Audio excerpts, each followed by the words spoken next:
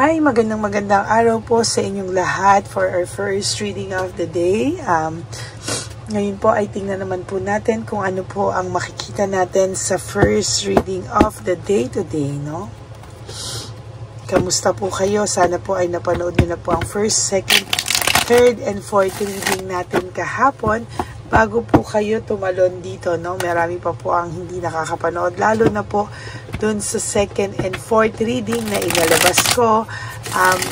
Yung third, medyo okay na po, na napanood nyo na po. Then sana po napanood nyo na po lahat muna ng readings, mapanood nyo bago po kayo tumalon dito sa ating first reading of the day. Tingnan naman po natin kung ano po ang makikita natin dito sa ating first reading of the day.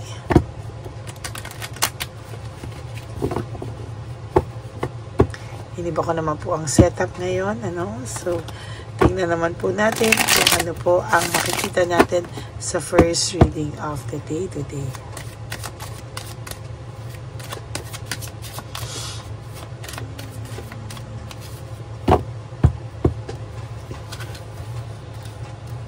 Okay, pili po tayo ng 20 cards.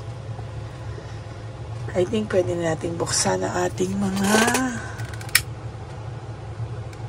kandila.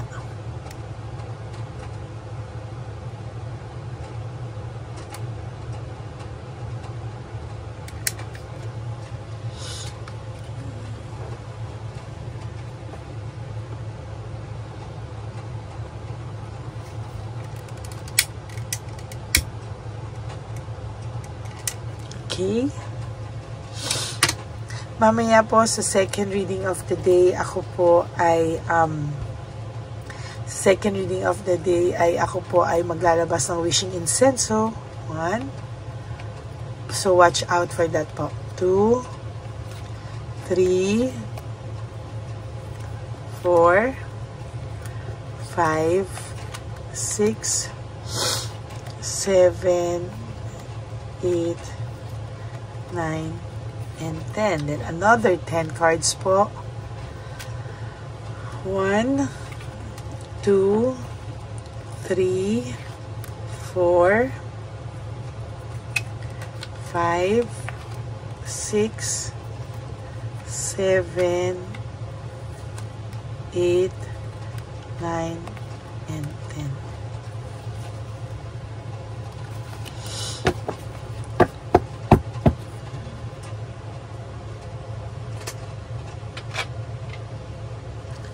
Okay, bago yan, tumingin muna po tayo ng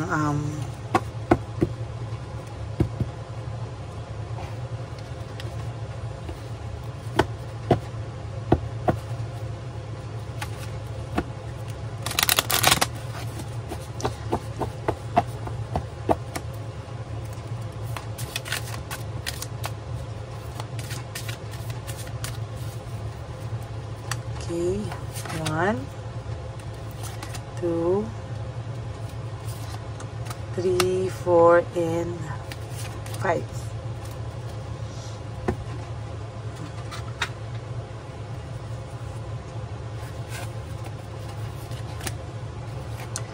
Acceptance, no? So, sa mga oras na ito ay kailangan daw po ng acceptance sa iyong part, no? Minsan may mga bagay na mas lalapit po sa iyo ang blessings, mas marami po sa iyong darating na kasagutan if you accept some difficult situation, ano? Ito yung mga bagay na kailangan mong tanggapin. Yung minsan yung mga bagay na hindi mo po kontrolado. Minsan yung mga hindi mo po kontrolado, yan po yung mga bagay na minsan ay kailangan mo tanggapin and just surrender everything to the divine universe, no? And also sometimes you really have to forgive, no? Why? Kasi ito po yung mga kapatawaran na minsan kahit hindi hingin sa'yo ay kailangan mong bigay para po sa iyong sarili, no? Hindi man po para sa taong yan, pero para po sa iyong sarili.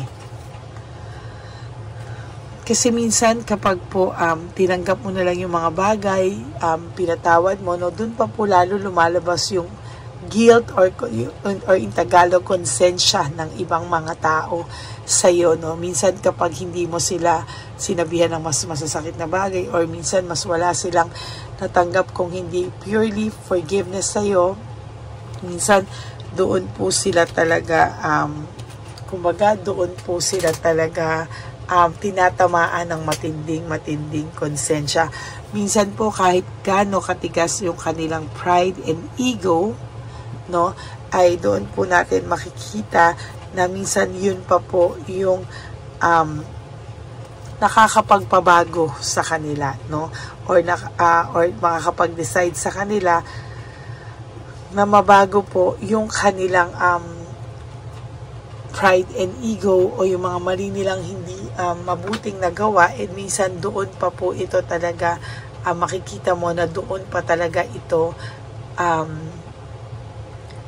bumababa, o doon pa talaga ito kumbaga nababago nila yon dahil po sa guilt na nararamdaman nila, because you decided to just accept things. Wala kang sinabing hindi maganda, wala kang sinabing hindi naaayon, ano, at talagang minsan doon pa po sila parang nagigising, and sometimes they realize things, no, na hindi mo naman in-expect, na minsan doon pa pala sila magigising sa katotohanan sa mga pinagagawa nila sa iyo, no. And I believe na itong sitwasyon na to ay mas makakapagpabuti pa sa iyo at sa darating na panahon sa buhay mo. Okay, so yan po, no. Ngayon naman tingnan po natin kung ano naman ang makikita natin dito, no. Kung hindi man po ako makapaglabas ng incense, wishing incense sa second reading, I will try to make it sa fourth reading of the day, or sa bonus reading of the day, or kung kailan ko po maramdaman na it's about time na maglabas na ng incense. Okay? So, tingnan naman po natin dito, carelessness, no? Maybe yung person nyo po ay nakagawa sa iyo ng hindi naman niya sinadya in the first place, no? Minsan may mga ganyang bagay na hindi mo naman talaga inaasahan, or hindi niya rin po plinano, pero nangyari at nagawa niya po sa'yo. Sometimes, no, may mga bagay na nagpapahirap sa kanyang damdamin, nagpapahirap din sa kanyang puso, because hindi niya inakala na magagawa niya sa'yo yung mga bagay na hindi naman po niya inakalang magagawa niya, no. May mga bagay talaga na naging careless lang siya talaga, at talagang masasabi ko na hindi niya pinag-isipan totally, no. So ngayon itong taong to kahit papano ay nagre-reflect sa mga bagay-bagay, no. Parang meron po siyang mga naiisip na siya mismo ay nagkakaroon, gusto niya ipahinga, gusto niya munang mag-contemplate, no. Marami siya sigurong mga bagay na nasabi sa'yo na nag-cause sa'yo ng pain, ng heartaches, and I think hindi tama yung kanyang pakiramdam sa mga oras na ito, no. There's this breakthrough, clarity, and sharp mind, ano. Sa nakikita ko po,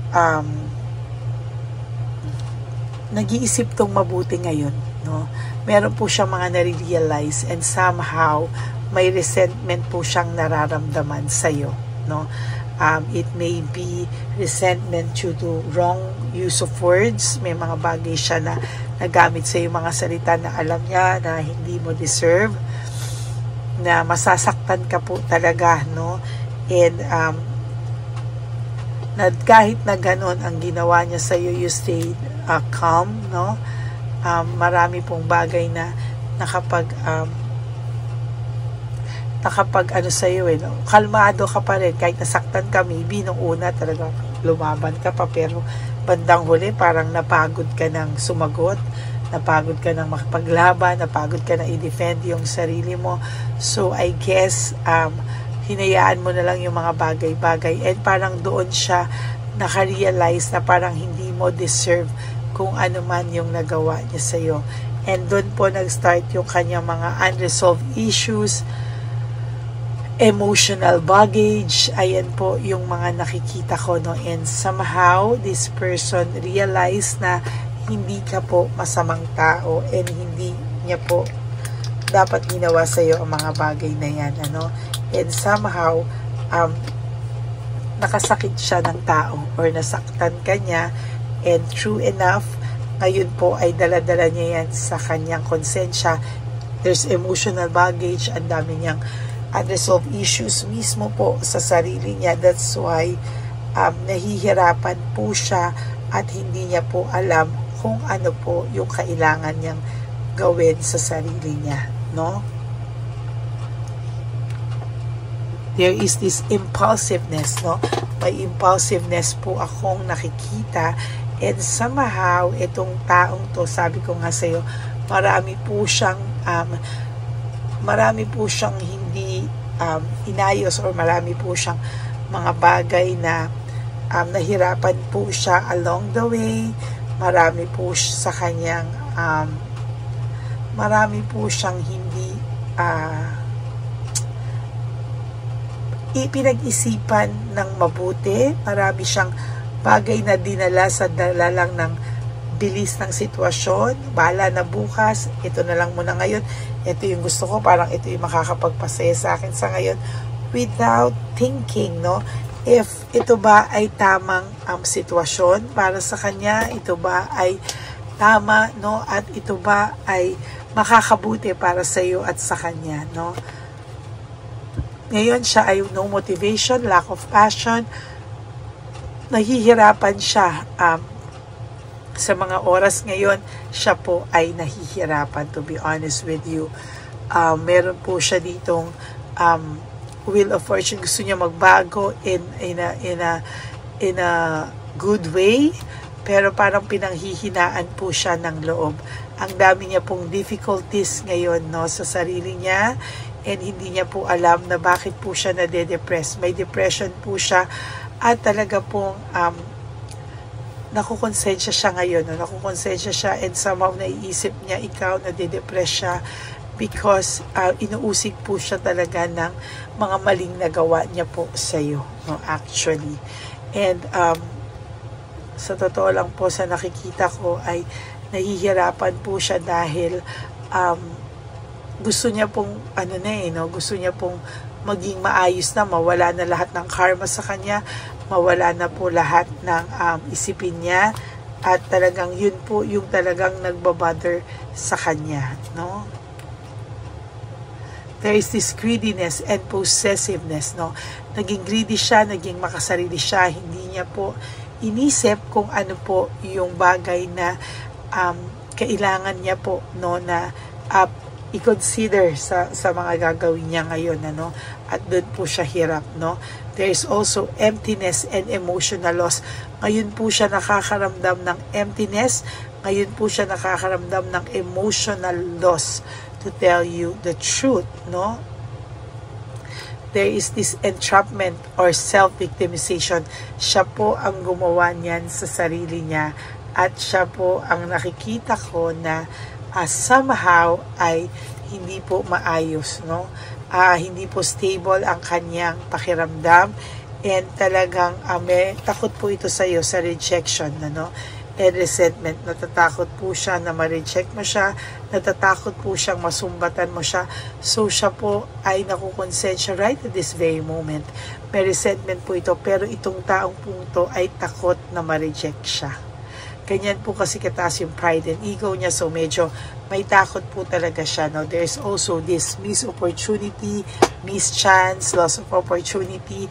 Marami na po sana siyang binalak na paraan makalapit sa iyo, pero siya po ay naduwag. Pero siya po ay patuloy na nag-iisip ng paraan kung paano ka po niya maa-approach sa paraan na parang feeling niya hindi naman siya sobrang bababa yung pride niya. Medyo mataas po kasi talaga yung ego nitong taong to, pero talagang yan po yung sinasabi ko talaga, no? There is this immaturity, no? May pagka-immature pa po mo sa inyong dalawa.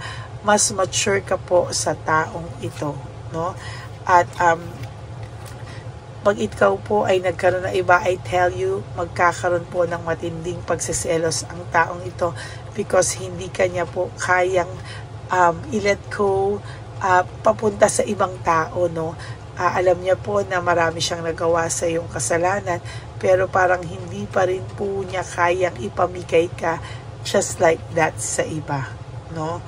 And pinagsisisihan niya po ang pag-alis niya sa buhay mo, no? Leaving home, walking away, or leaving behind, walking away, ito ay ngayon ay pinagsisisihan niya po at talagang nagsisisi po siya sa ngayon. Okay, so yan po ang inyong first reading of the day. I hope na nag-resonate po kayo, and if you do, can you please give me a like and comment down below para naman po makita natin kung ano naman po ang reactions nyo, no, dito sa ating reading of the day. And for those of you who would like to have a private reading with me, you can message me po at Lady Elena.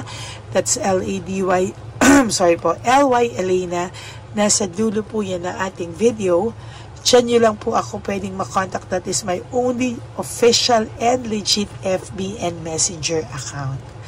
And sa akin naman po mga ever loyal, solid, and faithful na Lady Elena family, I love you all from the bottom of my heart. Alam niyo po yan na kayo po ay mahal na mahal ko, at gagawa po ako ng paraan palagi kahit ako ay busy na kayo ay may mapanood sa ating channel, ano?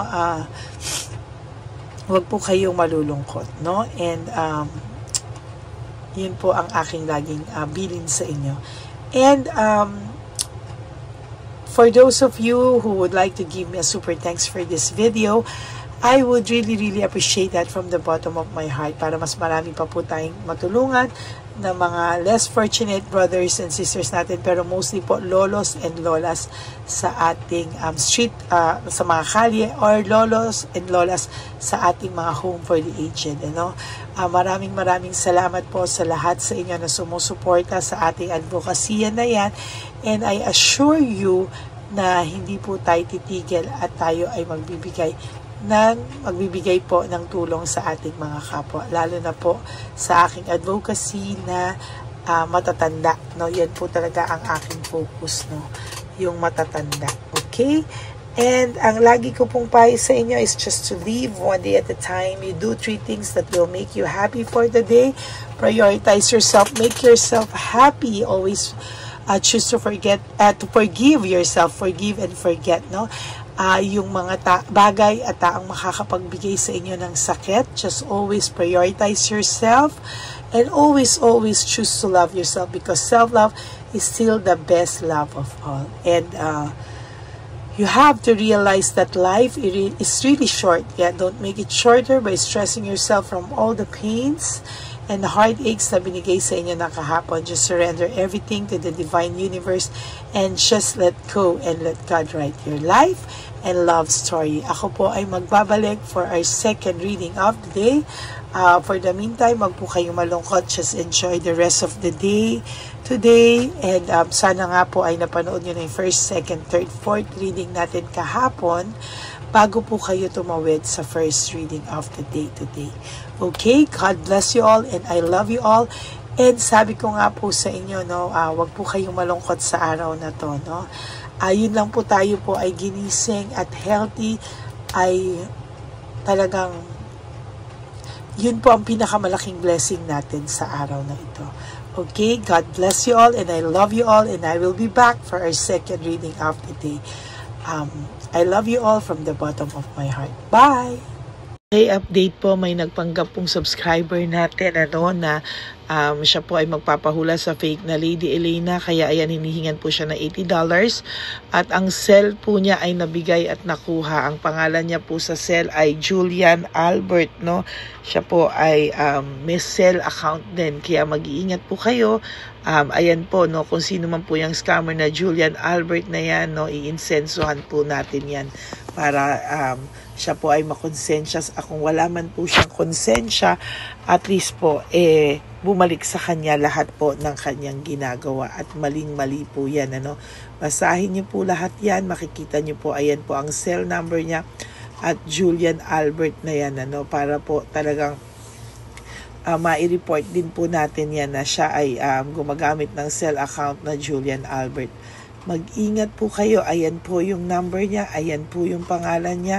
Huwag po kayong magpauto. Nakita nyo naman po, no, napakalayo po ng pangalan ko sa pangalan ng pinagsisendan nyo po ng account o ng pera. Kaya mag-ingat po kayo at beware sa scammer na to. At talagang ayan po, pinost ko po ang kanyang pangalan dito para maging babala po sa inyong lahat. Maraming salamat po. At mag-ingat po kayo, pakireport po ang page na yan, ang messenger niya na Lady Elena. Maraming salamat po and God bless you all. Ayan, sa susunod po makikita niyo yung account niya na ire-report niyo.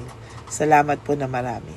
Magandang gabi po ulit sa inyong lahat. Ako po ay muling nagpapaalala sa inyo na mayroon pong lumalabas sa FB at Messenger account na fake account po, no, nang hihingi po ng $25 through PayPal at hindi po yan totoo. Huwag po kayong maniwala dyan.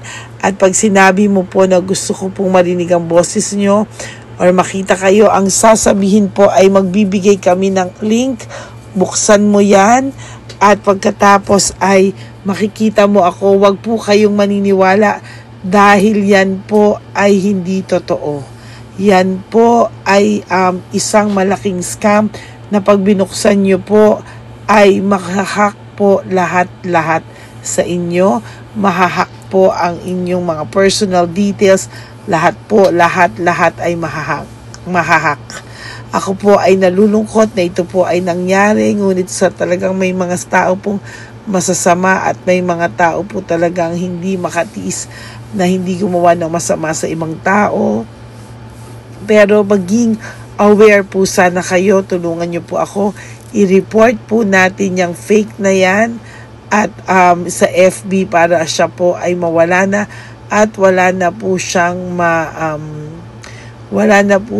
mabiktima pa, no? Nandyan po lahat ng details at maraming salamat po sa inyong lahat. Maraming salamat po sa inyong lahat at mag-iingat po kayo.